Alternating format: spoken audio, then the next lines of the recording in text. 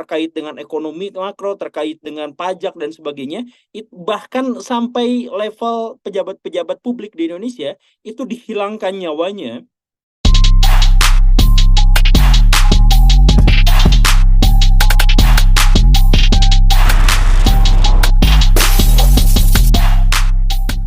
Kita lanjut ke Bapak Taufik Tamauka. Dipersilakan Bapak Taufik Tamauka untuk menyampaikan pertanyaannya. Baik, Pak. Izin sebelumnya, Assalamualaikum warahmatullahi wabarakatuh. Waalaikumsalam. Selamat siang. Saya Taufik Tamauka dari Kabupaten Morowali, Pak. Oh, Jadi, Morowali juga. ya. Jadi di Kabupaten Morowali hari ini berbicara energi terbarukan dan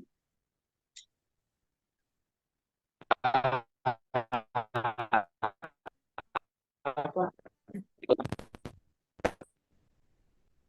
Ya, Maaf, pada Bapak ya. Taufik, sinyalnya sepertinya delay Pak Taufik.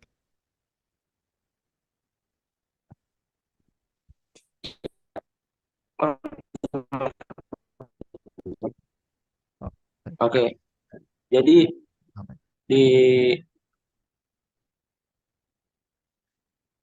Halo? Ya, halo. Yes. Oke, jadi energi ramah lingkungan yang hari ini pemerintah kita gagas di kami sebenarnya menjadi ancaman tersendiri. Kenapa Ancaman. jadi ancaman? Hmm. Ya, karena bagi kami, misalnya mobil listrik, karena bahan baku mobil listrik itu kan dari nikel. Sementara komoditi pertambangan yang ada di Kabupaten Morowali itu mayoritas adalah nikel.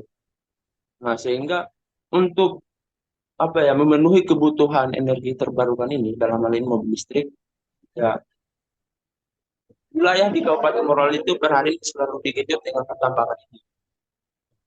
Nah, bicara tentang lokalitas kami dulu, bahwa sebelum hadirnya pertambangan, kami itu sebenarnya mampu hidup, bahkan lebih sejahtera dengan bertani, bahkan dengan nelayan. Jadi nelayan, nelayan. Sehingga hadirnya pertambangan, apalagi dengan energi terbarukan yang selalu digenjot oleh pemerintah agar ramah lingkungan, bagi kami di daerah yang sumber bahan baku mobil listrik ini hadir, itu jadi ketakutan. Karena tiap hari, tiap saat, wilayah kami ini selalu digerogoti sumber daya alamnya. Gitu. Wilayah kami selalu saja dihantam habis-habisan oleh gempur investasi pertambangan ini.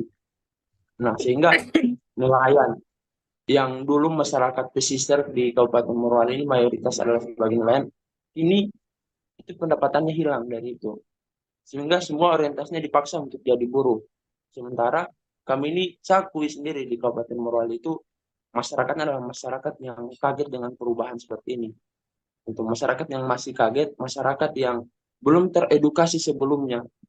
Sehingga untuk menghasilkan tenaga ahli untuk masuk di daerah-daerah tambang seperti itu, kami ini di Kabupaten Morowali masih butuh orang dari luar.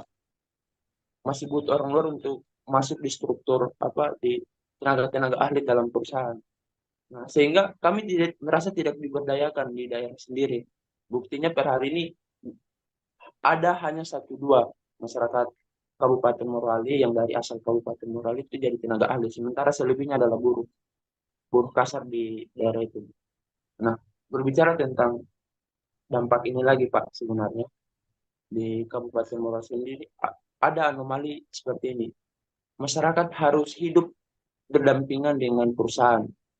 Nah, saya sebenarnya hanya mau minta tanggapan dari Pak Guru juga. Saya juga fans sama Pak Gembul, banyak sering nonton juga di podcast-podcast.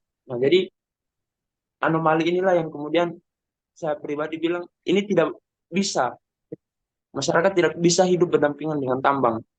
Harus ada yang mengalah antara baik perusahaan yang mengalah atau masyarakat yang mengalah yang harus berelokasi ke wilayah-wilayah yang jauh dari tambang ini. Karena dampak lingkungan ini luar biasa. ISPA di masyarakat Kabupaten Morowali yang mengidap ISPA per hari ini itu sangat tinggi sekali menurut catatan puskesmas di daerah itu. Oke, mungkin begitu Pak untuk diskusi awalnya. Terima Sekian dan kasih. terima kasih. Saya tidak akan menjawab ini secara lugas karena Ya, seperti tadi, kalau misalkan kita berbicara tentang bisakah masyarakat dilibatkan untuk melestarikan lingkungan seperti sampah dan lain sebagainya, itu bisa. Tetapi kalau misalkan menyangkut masalah pertambangan, pertambangan itu mafianya banyak sekali. Jadi kita juga, saya kemarin berdiskusi dengan seseorang, dia adalah orang ada lingkungan elit dan dia bisnisnya sawit. Dia bilang, saya nggak tahu benar atau enggak ya, tapi yang jelas dia adalah kalangan elit, tidak usah saya sebutkan namanya. Dia pengusaha besar dengan omset triliunan rupiah. Eh, Dia mengatakan bahwa mafia-mafia di Indonesia itu sudah sangat besar dan sangat-sangat kuat, sedemikian sehingga mereka bisa dengan sangat mudah merekayasa kasus, bahkan bisa menyebabkan kematian kepada pihak lain secara halus.